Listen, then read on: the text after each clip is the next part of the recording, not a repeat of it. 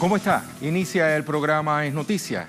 ¿Y qué es noticia hoy? En primer lugar, es noticia argentina.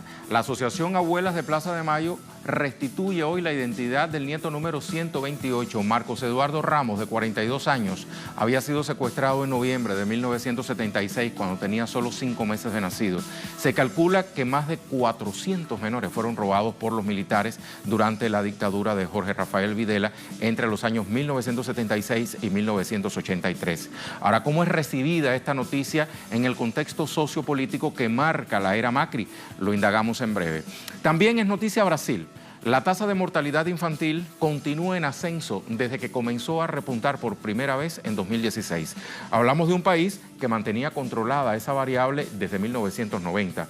¿Hasta qué punto han sido el virus del Zika y el decrecimiento económico que experimentó el gigante suramericano desde 2015 las causas del incremento de estas cifras? ¿Cómo ha influido en esto la supresión de programas de beneficio social por parte del gobierno de Michel Temer? Lo vamos a analizar. Y por último es noticia Colombia. Con la carrera maratón junto a las finales de baloncesto y tiro con arco, los Juegos Centroamericanos y del Caribe Barranquilla 2018 llegan a su fin este viernes con una ceremonia de clausura. Vamos a hacer el balance de este evento deportivo con especialistas en la materia. Acompáñenos.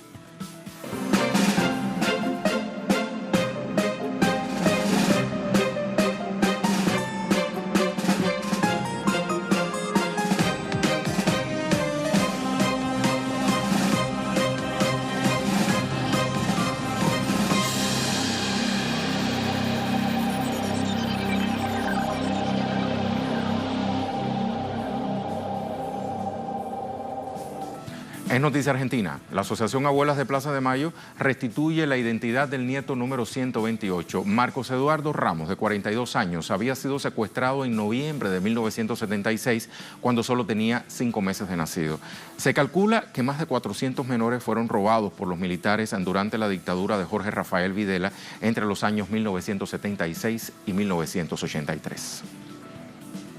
Las abuelas de Plaza de Mayo confirmaron este viernes la restitución del nieto número 128. Se trata de Marcos Eduardo Ramos, hijo de una militante del Partido Revolucionario de los Trabajadores, secuestrada en noviembre de 1976 en la provincia de Tucumán. Tras el crimen, Marcos y su hermano mayor Ismael fueron trasladados a una casa quinta. Una semana después, Ismael fue llevado a otro domicilio del que logró escapar. En 1999, Ismael acudió a la Comisión Nacional por el Derecho a la Identidad para denunciar la desaparición de su hermano y su madre. De esta manera se logró ubicar a Marcos Eduardo, quien accedió a realizarse los exámenes de ADN en el Banco Nacional de Datos Genéticos. Abuelas de Plaza de Mayo celebra el encuentro de otro nieto que durante 42 años vivió con su identidad cambiada. Hijo de Rosario del Carmen Ramos, Marcos nació en San Miguel de Tucumán, donde ambos fueron secuestrados, él con casi 5 meses de vida. Ayer, el nuevo nieto conoció la noticia y se encontró con su familia, que lentamente, junto a las abuelas de Plaza de Mayo, lo ayudará a reconstruir su historia e identidad. Ismael manifestó su emoción por el reencuentro con su hermano y calificó de impresionante el trabajo de búsqueda de abuelas. Para su otro hermano, Camilo, se trata de la restitución de 42 años de amor no vivido. La vela de la esperanza todavía sigue encendida, que la lucha todavía continúa. Nuestro agradecimiento infinito a esta inminente señora y a su que está secundada por un equipo de trabajo impresionante que nos hicieron sentir parte de ellos desde el primer momento. Nos permitieron conocer parte de nuestra historia. Entre tanto, la titular de la asociación, Estela de Carlotto, afirmó que seguirán luchando por todos los nietos que faltan por encontrar. El organismo defensor de derechos humanos se creó en 1977, cuando un grupo de 14 mujeres comenzó a reunirse en la Plaza de Mayo frente a la Casa Rosada para exigir al dictador Videla la aparición con vida de sus hijos. Poco a poco fueron incorporándose padres, hermanos, esposas, hijos y nietos de los desaparecidos. Para entonces, el régimen militar iniciado en 1976 había desaparecido 30.000 personas, en su mayoría activistas políticos contra la dictadura. 9 gobiernos han pasado desde entonces y las abuelas continúan buscando a sus nietos y bisnietos, hoy adultos, que ven violado su derecho a la identidad. Según las abuelas, solo la era Kirchner asumió la lucha como una política de Estado. Todo lo contrario sucede con la administración de Mauricio Macri, a quien acusan de querer olvidar el pasado. Es el momento entonces de actualizar esta información. Por eso nos vamos a Buenos Aires, Argentina, con nuestro compañero Edgardo Esteban. Te saludo, Edgardo. Cuéntanos más, por favor. Rey, te saludo y saludamos a toda la audiencia de Telesur y como bien decís, hoy las abuelas de Plaza de Mayo celebraron la aparición del nieto número 128 en una conferencia de prensa que realizaron en horas del mediodía, marcando justamente este largo camino en favor de la verdad, la memoria y la justicia que ya lleva 40 años y de alguna forma hoy se celebró con la noticia de la aparición de Marcos, este joven que nació en el año 1976, el 9 de junio, hijo de Rosario del Carmen Ramos, una militante política que fue desaparecida en aquellos días de la dictadura cívico-militar y que no se supo más nada de ella. Hoy, tanto los hermanos de Marcos como así también uno de los tíos de este joven de 42 años festejaban este encuentro después de mucho tiempo de desamor, poder encontrarse con esta parte de su familia. Una historia difícil ha tenido Marco a lo largo de estos 42 años, compleja, según nos decía la propia titular de las abuelas de Plaza de Mayo, Estela de Carlotto, que también marcaba justamente esta alternativa de seguir luchando en este tiempo complejo, en este tiempo en donde también los organismos de derechos humanos están padeciendo todo lo que significan estas políticas que está implementando el gobierno Mauricio Macri, pero más allá de esta situación siguen luchando en favor de la verdad, la memoria y la justicia. Muchísimas gracias, Edgardo. Vamos a pasar al análisis. Con nosotros Florencia Greco, secretaria general del gremio docente de la Universidad de las Madres. Bienvenida a nuestro espacio. ¿Cómo está? Hola, buenas noches y muchas gracias por comunicarse conmigo. Gracias a usted por aceptar nuestra invitación. Bueno, en su búsqueda de la verdad y mirando hacia el futuro, abuelas de Plaza de Mayo logran identificar al nieto número 128. ¿Otra victoria de abuelas? Otra victoria de abuelas, otra victoria del pueblo argentino, que a pesar de todo lo que estamos viviendo en estos últimos casi 3 años, bueno, nos hemos constituido después de la última dictadura cívico-militar, desde los organismos de derechos humanos, en una política de la memoria muy importante, ¿no? que ha sido faro hasta este momento. Yo venía escuchando lo que ustedes prepararon, lo que ustedes estaban diciendo, y hay algo que quería retomar. Este gobierno, lejos de olvidar el pasado, está interviniendo sobre ese pasado de una forma muy activa y en su peor cara. Esta es la peor cara de la década de los 70, la que está reviviendo, ¿no? Y no solamente se visualizan las políticas económicas que están llevando adelante, que bien uno puede incluirlas en las políticas económicas de la década de los 70, ¿no? De la dictadura cívico-militar, sino también en la persecución política que existe. Bueno, el último decreto que ha sacado sobre este tema, particularmente el presidente de la Nación, Mauricio Macri, acerca de las Fuerzas Armadas y su injerencia en seguridad interna. Realmente estamos viviendo un momento que se está tornando muy oscuro y que nos hace recordar y vivir de una forma muy presente lo que fue esta década tan trágica para el pueblo argentino. Usted ha tocado un aspecto sumamente medular, si se quiere, por lo que pudiera repercutir en la política, en la sociedad argentina a muy corto plazo. La firma por parte del presidente Mauricio Macri de un decreto que autoriza o le devuelve a las Fuerzas Armadas Argentinas facultades para intervenir en asuntos de orden interior. Voy entonces a retomar palabras que usted acaba de pronunciar. Pudiéramos estar viviendo como la reedición, una nueva fase de políticas represivas contra el pueblo argentino, ya dándole facultades a las Fuerzas Armadas. Sí, ese es el peligro que estamos viviendo y por eso la semana pasada la sociedad argentina ha salido, se ha manifestado en las calles en contra de este nuevo decreto. Por eso, digo, lejos de ser un olvido del pasado, se recuerda lo peor de ese pasado, no se recuerda los sueños de liberación que tienen que ver precisamente con la madre secuestrada y desaparecida este nieto recuperado, sino que se recuerda todo lo peor, toda la cara más negra, más oscura de nuestra historia, que el pueblo argentino todos estos años ha luchado contra eso, ¿no? Con los organismos, con las madres y las abuelas encabezando esa lucha. Bueno, este gobierno claramente vino a instalar nuevamente este tema, porque no se pueden llevar a cabo las políticas que se están llevando a cabo si no es de un modo represivo realmente, ¿no? Digo, que uno deja a la mayor parte de la población argentina fuera de absolutamente todo, sin trabajo, sin acceso a derechos sociales.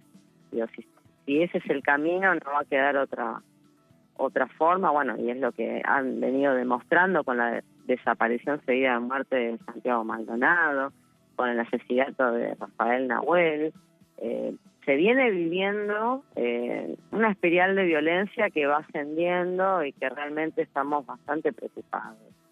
Pudiéramos entonces establecer conclusiones parciales como que con esta noticia de la aparición e identificación del nieto número 128, la Argentina ríe, pero por otro lado sigue llorando la Argentina.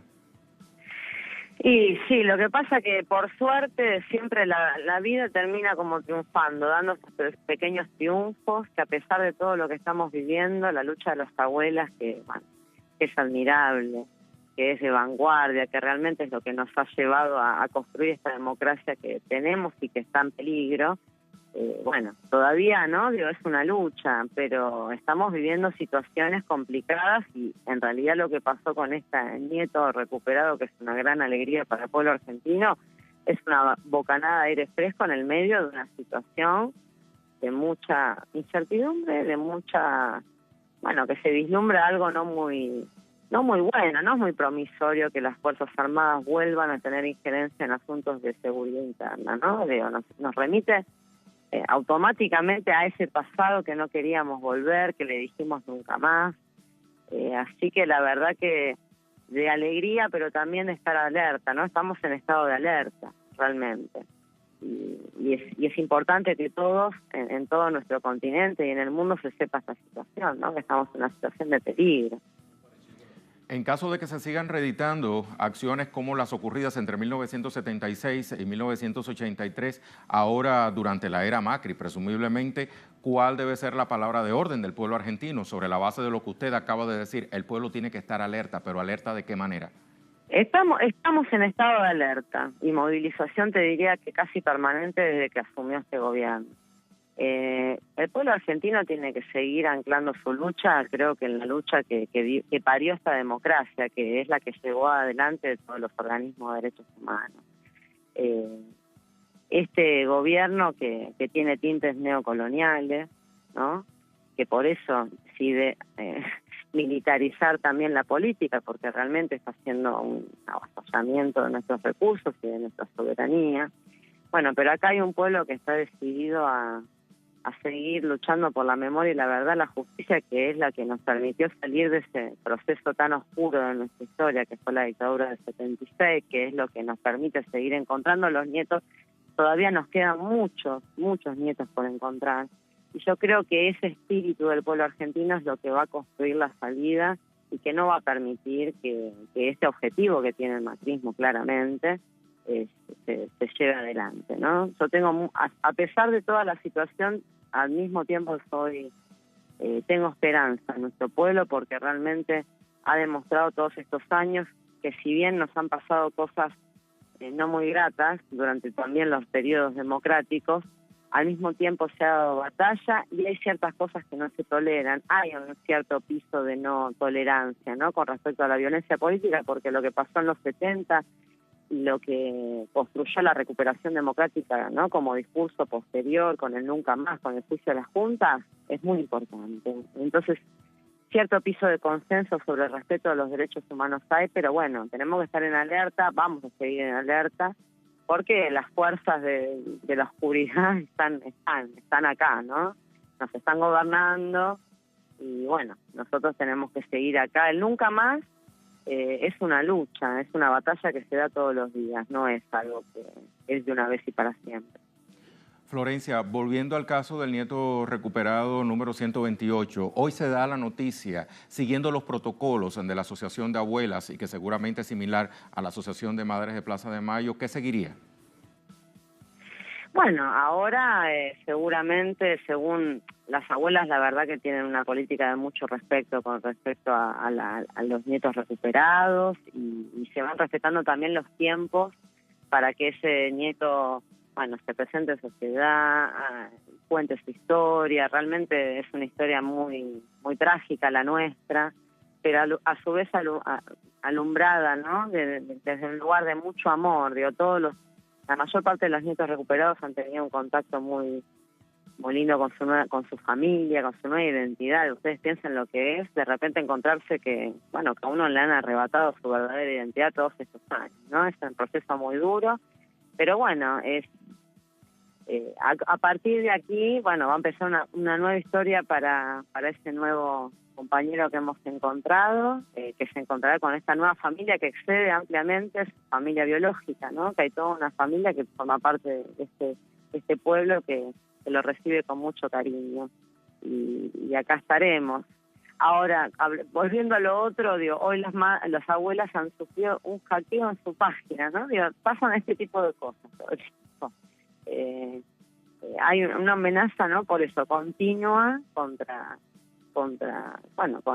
esta búsqueda de la vida, de la alegría, ¿no? Porque más allá del dolor, lo interesante y lo inédito para mí es ver cómo los organismos de derechos humanos han logrado revertir una historia de tanta tragedia, de tanta tristeza, con una historia de amor y de alegría, ¿no? Encontrándose a esos compañeros, a esos nietos que les han arrebatado tantos años, pero que se vuelven a encontrar con su familia. Florencia, en un lugar de mucho respeto siempre. Claro que sí. 1.000.000 de gracias, Florencia, por todo esto que nos acaba de expresar.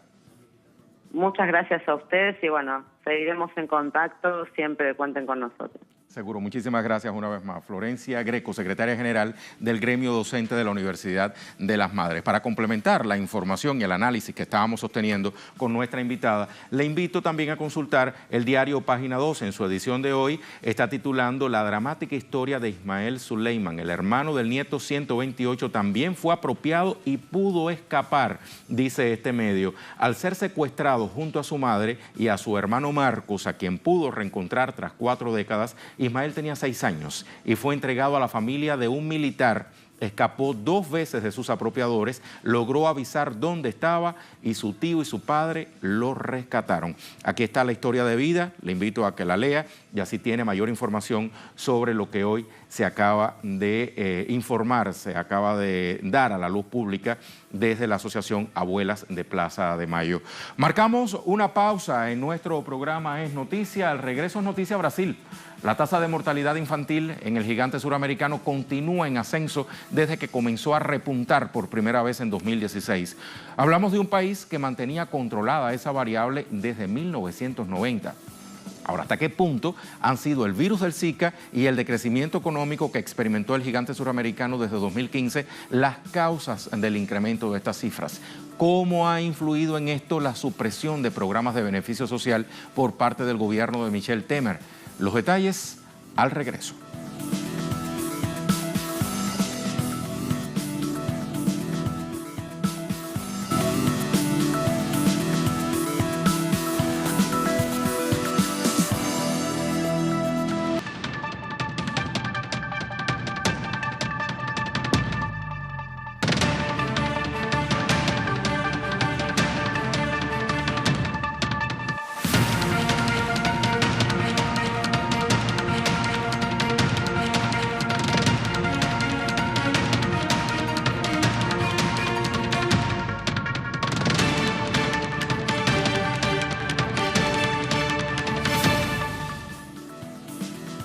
En Notil, crece la tasa de mortalidad infantil en el país suramericano luego de haber experimentado una reducción sostenida por casi 30 años. Se responsabiliza de ello a las políticas de austeridad implementadas por el gobierno de Michel Temer. La ONU se pronunció. Vamos a revisar el panorama. Tras la histórica baja sostenida de la mortalidad infantil por 26 años en el país suramericano, un reciente informe del Ministerio de Salud ha prendido las alarmas.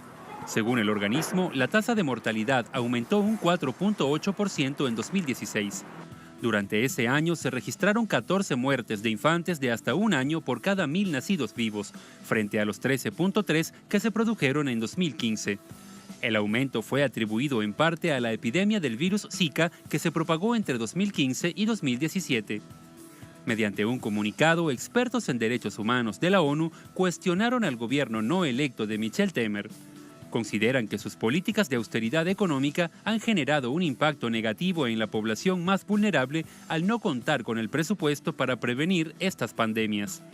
Este aumento es motivo de gran preocupación, especialmente por las restricciones presupuestarias en el sistema de salud pública y en otras políticas sociales, que ponen en duda el compromiso del Estado de garantizar los derechos humanos para todos, especialmente los niños y las mujeres.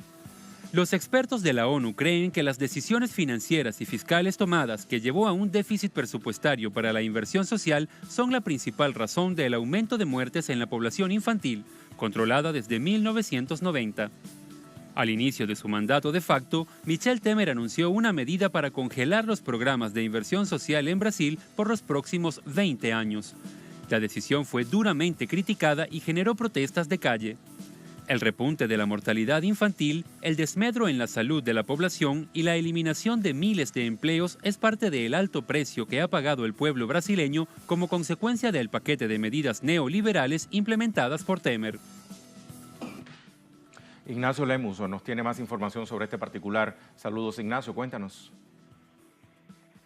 Saludos, Rey, así es, esas noticias por parte de la Organización de las Naciones Unidas de un incremento inédito en los últimos 30 años de la mortalidad infantil están preocupando en Brasil. Algunos aseguran que por un lado están las políticas de ajuste neoliberal de Michel Temer que no dan una salida concreta a la recesión que vive el país. Otros también aseguran que se han vuelto a registrar la aparición de enfermedades que habían sido erradicadas de Brasil, como por ejemplo el sarampión, la poliomielitis, y eso está causando estos impactos sobre la sociedad. Lo cierto es que hay un aumento en el desempleo en Brasil, casi 14 millones de desempleados, también 14 millones de subempleados, es decir, personas que no consiguen completar una jornada de trabajo, en una jornada normal de trabajo, y eso ya está reflejándose sobre una población que venía encontrando salidas en cuanto a la mortalidad infantil, en cuanto a la pobreza extrema también, que había conseguido quitar a 28 millones de brasileños de la pobreza extrema durante los gobiernos del Partido de los Trabajadores, y que ahora con los proyectos de ajuste neoliberal de Michel Temer ve un nuevo aumento de la mortalidad infantil. Hace pocos días conversamos con Alexander Padilla, que era el ministro de Salud durante el gobierno de Dilma Rousseff, uno de los ministros fundamentales en la implantación del plan Mais Médicos en Brasil, que ha llevado médicos a regiones del Brasil profundo, donde los médicos brasileños no quieren llegar, y Padilla aseguraba que había recibido llamadas de la ONU durante su mandato para felicitarlo por las bajas en la mortalidad infantil, y ahora Brasil nuevamente ve ese contexto de aumento de la mortalidad infantil inédito, inclusive desde antes de los gobiernos de los partidos de los trabajadores. Es decir, que la crisis que se vive con el gobierno de Michel Temer tiene un carácter más profundo que inclusive los gobiernos anteriores al partido de los trabajadores, Rey. Muchas gracias, Nacho, por esta información que nos da pie al análisis. Por eso nos acompaña Tulio Ribeiro, economista, historiador y profesor. ¿Cómo está, profesor? Muchas gracias por la invitación. Es un placer hablar con usted, Gómez. Es un placer hablar con la larga audiencia de Telesur en todo el mundo. Gracias por aceptar la invitación. Profesor, ¿cómo interpretar objetivamente estos datos? O sea, ¿hasta qué punto se debe realmente al virus Zika el crecimiento de la tasa de mortalidad infantil en Brasil y hasta qué punto se debe al descenso de los indicadores económicos que ha sufrido el país desde 2015? Bien, la situación es de un retroceso de 30 años en solo 2. Y esto tiene una razón de política. Ha cambiado la política. De una política social, ahora el gobierno Temer solo piensa en generar superávites fiscales para pagar a los rentistas. Cuando ha golpeado la presidenta Dilma, nombró un diputado de la derecha brasileña que tuvo una gran donaciones en la campaña de los planos de salud privados.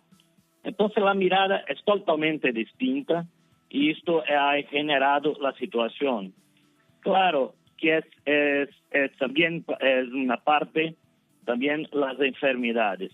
Para en Brasil, más Brasil está en un camino de terror, una situación que no tiene políticas sociales para su pueblo y sí para generar solo superávit para pagar a los rentistas y los capitalistas. Esto es lo que hay de peor. Profesor, lo que estamos analizando, o sea, el incremento de la tasa de mortalidad infantil no es sino un botón entonces de muestra sobre el impacto que han tenido las políticas de austeridad de Michel Temer en torno a la sociedad brasileña. ¿Qué otros ejemplos merecen ser mencionados? Bien, si mirar que 13,3 para 14 son 5%, pero nosotros somos una nación de 210 millones de personas. Tenemos un incremento de desempleo, una situación de sin ninguna regularidad de empleo. Las personas están haciendo empleo del tiempo y también los salarios están muy bajos. Ahora, no es solo esto. Brasil, que tuvo un gran ejemplo de políticas sociales, sacamos 30, 40 millones de personas de la hambre, regresamos al mapa de la fome de la ONU.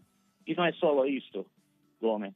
Es que algunas enfermedades que tenían salido de nuestra historia están a regresar. Por ejemplo, sarampo, polio, rubéola y difteria están de vuelta a amenazar la vida de las personas.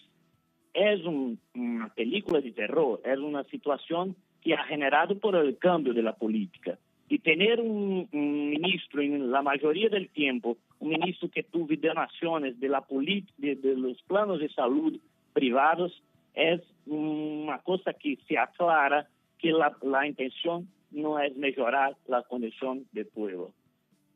Esto que pasa y ahora estamos con estos resultados. Profesor Tulio, este panorama que usted acaba de describir pone entonces de relieve un reclamo social que desde hace varios meses el pueblo brasileño grita a voces. Lula vale a pena, Lula vale a luta, ¿cierto? Sí, esto es una cosa que ha pasado porque lo que viene después de Lula fue muy peor. Entonces, la lucha por Lula es una lucha por los derechos, por una situación de volver las condiciones de vida de la población. Claro que Lula no ha hecho solo. Hay una técnica, hay un aprendizado con las otras naciones, hay un intercambio, hay una generación de los médicos brasileños, de los técnicos brasileños. Pero Lula tuvo la capacidad de hacer hacer Brasil mirar para adelante y para frente, con la política de salud y con la política de educación. Por ejemplo, ahora, Gómez, cuando tuvimos la crisis de las carreteras en Brasil, Temer ha aprobado un subsidio, un beneficio a los capitalistas del transporte. ¿Y dónde sacó? Sacó 50 millones de dólares de los sistemas de salud para bancar el precio del diésel más bajo, no para el pueblo, porque la mayoría de las personas en Brasil tenemos coches, carros de gasolina, y el diésel es principalmente para los capitalistas de las grandes carreteras. Entonces, cuando tienen una necesidad, saca de la salud, saca de la política social, porque no es un objetivo, no es una cosa que tiene como una función principal del gobierno. La función principal del gobierno tiene es pagar a los rentistas y a los capitalistas con generación de superávit fiscal. En este momento, los bancos brasileños privados tienen una gran ganancia en estos 2 años y el pueblo ha perdido muchas cosas. Profesor Tulio, muchísimas gracias por estas reflexiones para el programa Es Noticia de Telesur. Muchas gracias a ustedes, muchas gracias a Telesur.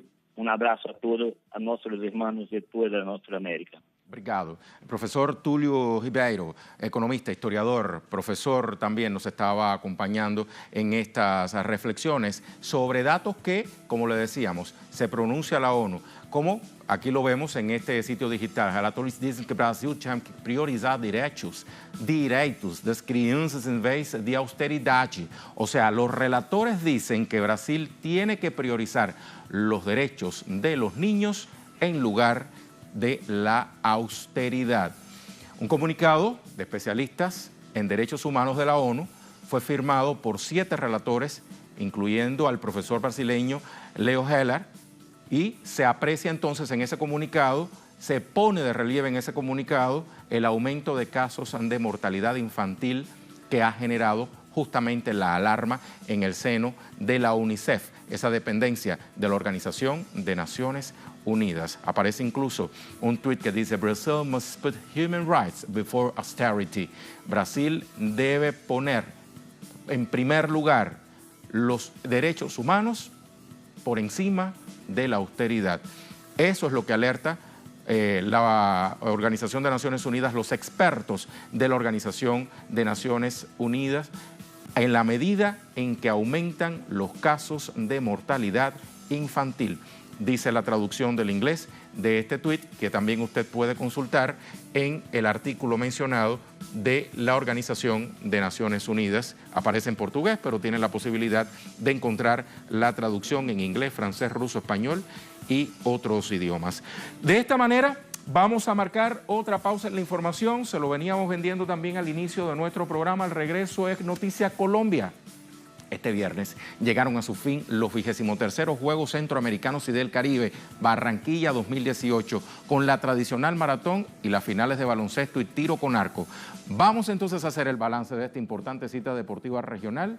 Al regreso tengo invitada a piso a una gran compañera que me va a ir conduciendo en la entrevista con otro gran colega que tendremos a través de la remota. No se lo pierda.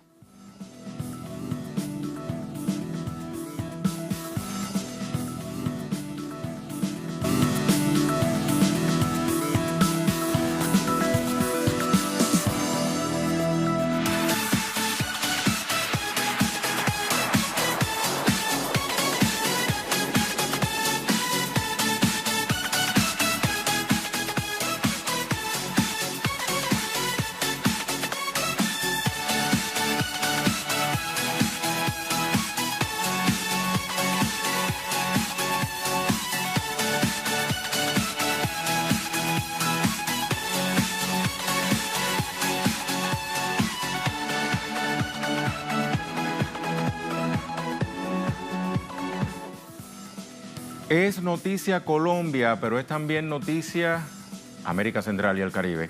Este viernes llegaron a su fin los 23º Juegos Centroamericanos y del Caribe de Barranquilla 2018 con la tradicional maratón y las finales del baloncesto y tiro con arco. Aquí hacemos el balance de la importante cita deportiva regional.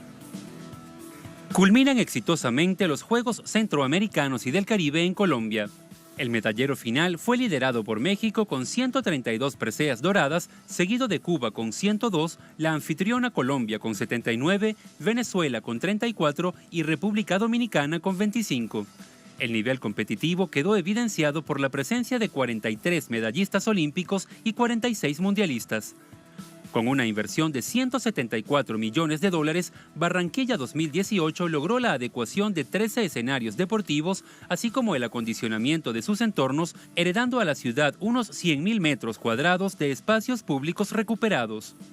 El éxito de los Juegos se debe en parte a la estrategia de la Alcaldía de Barranquilla, que a pesar de haber costeado la totalidad de la inversión para los Juegos, tomó en cuenta las condiciones de desigualdad social entre sus más de 1.200.000 habitantes y optó por una política de inclusión en el acceso a los eventos, de los cuales hubo algunos de entrada libre y otros con costos de entre $2 y $7.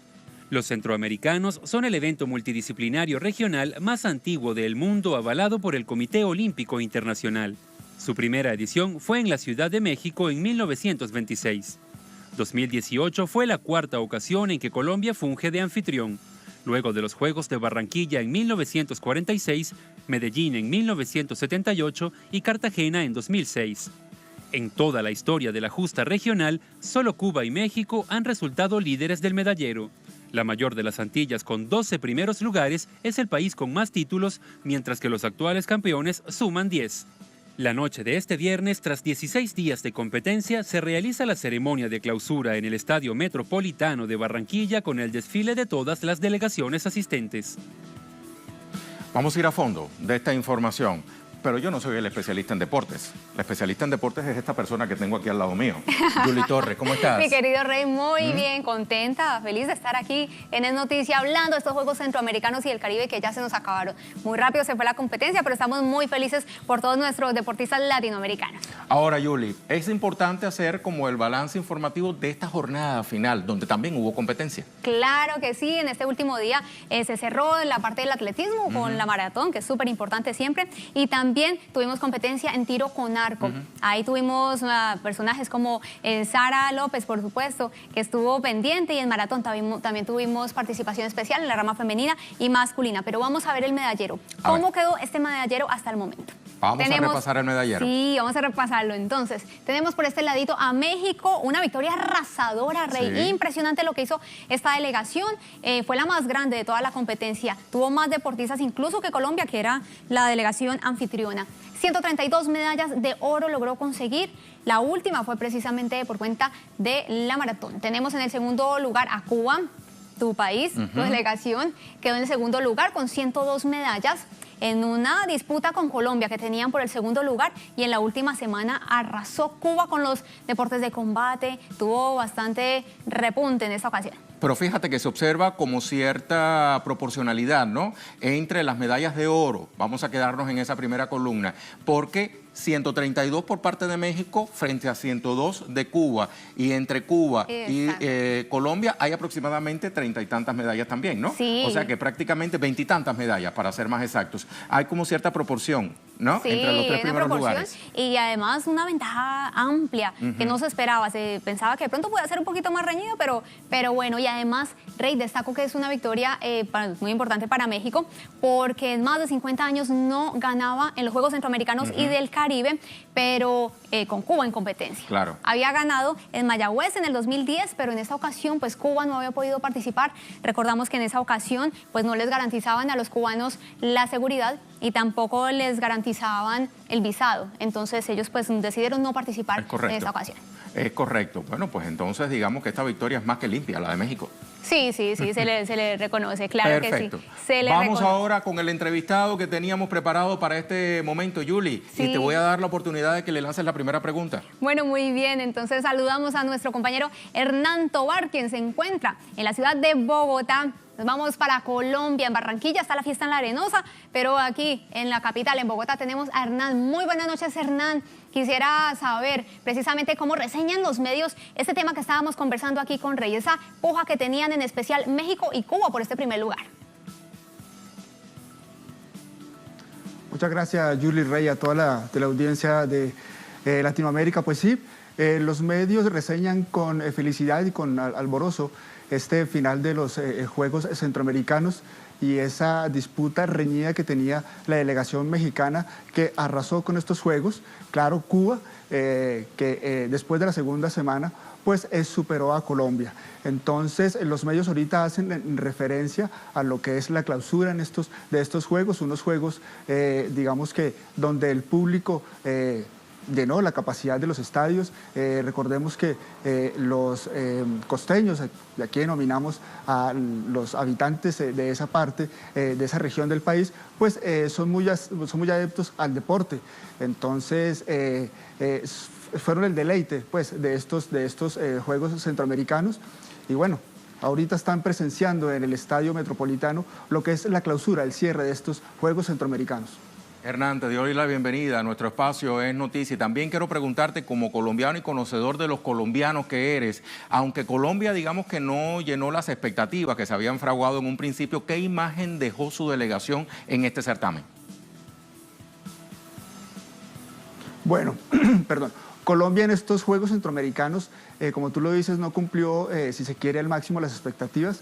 hay una relativa tranquilidad porque en los juegos de conjunto, como el rugby, se ganó oro tanto en masculino como en femenino, en voleibol, que nunca se había ganado, en polo acuático, las pesas, que ya conocemos, que es un deporte que le favorece mucho a Colombia, también tuvo una destacada participación. La natación tuvo 7 oros, ¿cierto? Uno más que en la cita anterior.